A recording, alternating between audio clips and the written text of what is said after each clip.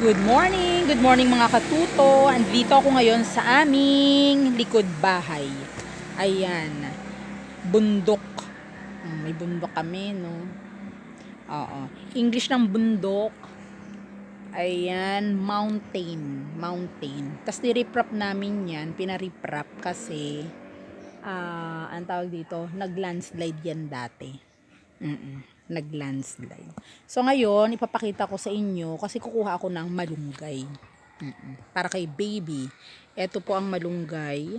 Moringa yan eh. Scientific name niya moringa. So titingnan ko muna dapat ano po tayo. Hindi, ayan o. Wala dapat mga dumi-dumi yung ilalim. So mamimili ako niyan. Mamaya-maya.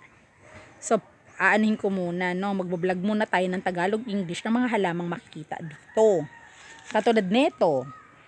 Okay, nakikita nyo ba to? Yan, maliit pa lang siya. Dapat nito madiligan eh. At saka mailipat sa nakalata kasi.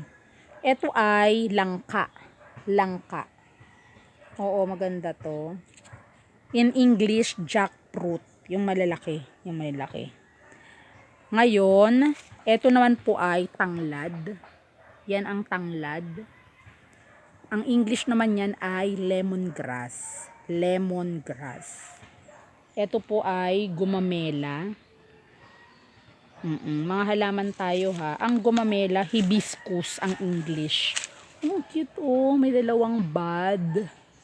May pagdalaw, bud isa. Pagdalawa, buds. Buds, may S na ha. Ito oh, wow. Pag umano to, bumukang buka, ipapakita ko sa inyo. Tapos ito pa oh, wow, ang ganda. Nakakatuwa sila. Ay, ito pa oh. Mga petals niya, red petals. Double to, double. Sunod, eto, meron tayong papaya. Kita nyo po ba? Ayan, meron na rin siyang mga bulaklak. Oo. Eto, babaeng papaya yan. Kasi dikit sa stem yung sa niya. Oo, sa branches niya, sa stem yung bulaklak. Pero kapag mahaba, yun yung lalaki daw. Pero nakakatuwa pwede rin palang kainin yun habang bata pa. Susunod, ayun, pandan. Yan, pandan. Pandan din in English yun. Ang papaya, papaya din. Opo. Next, syempre ito, meron tayong mga talbos. Talbos ng kamote. Ang talbos ng kamote, asan na? Syempre yung pinaka-tops. Kamote tops. Ito ang bulaklak niya. Ang bulaklak po niya ay ito. Kita ba? Yan. Violet ang bulaklak. Sunod sa taas. Kita. Mga kakao. Kakao. Sa Tagalog, K-A-K-A-W. Sa English, C-A-C-A-O. Yun po. Okay, kuha na tayo ng malunggay. Mamimili na tayo. And ito pa pala. Doon. Meron tayong puno ng, pero pinutol na yan eh. Puno ng kaimito. Oo. Kaimito in English, star apple. Star apple. So, sandali, pipili na ako. Baka nahirapan na si Adong alagaan si baby. Nako, may mga anik-anik. Kung ang hirap naman kasi tag-init eh, no? Tag-init. Kaya may mga dumi-dumi.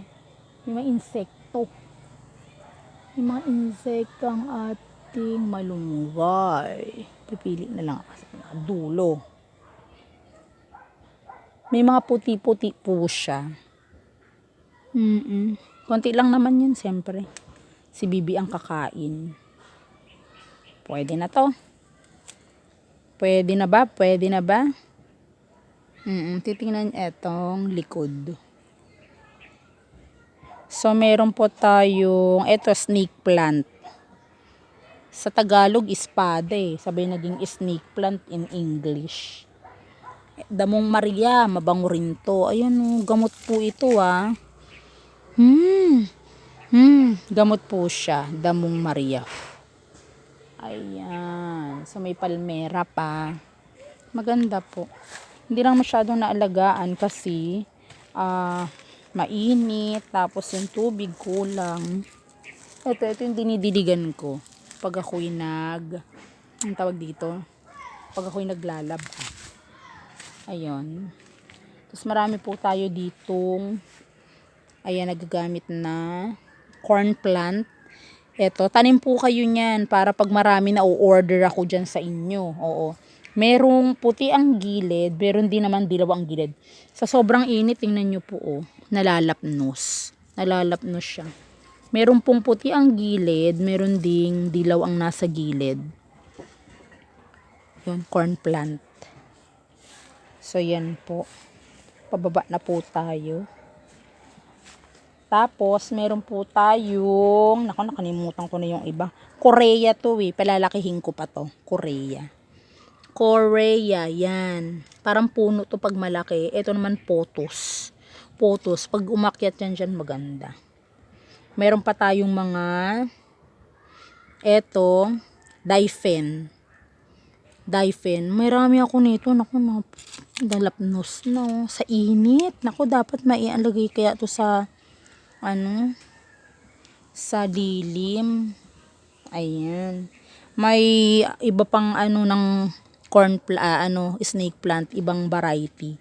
Ito yung Sahodiyaman.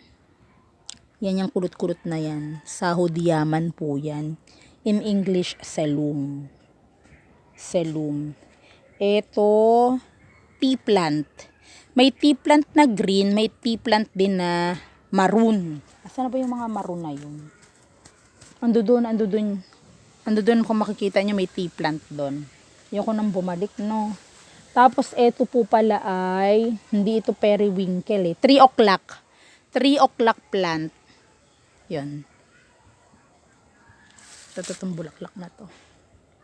3 o'clock. Ito yung mga natin. Ito gumamela. Ay, hindi ito gumamela. Ito yung, ang tawag dito, peace lily. Yan, nalalapnos na. Aglonema. Mga aglonema to. And oregano. Yan, mabango to. Oregano. Gamot sa ubo. Yan. Gamot sa ubo. Ayan, nakita nyo na po. Ayun, si Chewy, ang aming aso. Matagal na po yung aso na yan eh. Namin. Kaedad ata yan ni Gab-Gab. Ayan. So, nakita nyo na po ang likod. Talagang pang likod bahay. Ito mga ginamit sa pagtatanim yan ng mga halaman na iba pa eh. Mga bang tawag na tinanim nila dyan, kapatid ko? Yung mga lettuce. Oo, dyan trinade na itanim. So, dito po maganda yan na kinuha na ata ni mama. Naku, sayang. Ayan kinuha na ata ni mama yung mga photos dito. Ayan hinarbes. Meron ng ebidensya. Kumbaga may mark na may umano na dyan, kumapit. Sayang naman. So, kaya tinanim ni mama. Ayan. So, paramihin po natin ang ating mga halaman. Oo. Kasi, pwede rin pong makabenta tayo dyan. Ayan. Pwedeng pang garnish. Pwedeng pang lagay sa ating, tawag dito, sa loob ng bahay. Indoor plants. So, yun po. Meron pa dito. Tingnan nyo po, oh. Ayan. Yung Francisco. Yun. Yan ang mga Francisco. Magaganda. Yun yung pandan. And, hello, Chewy. Hello, Chewy. Hi! Ito po ang aming aso. Bakbak. Hello, Chewy. Doggy. Kamusta ikaw? Oy, kamusta ang Chewy?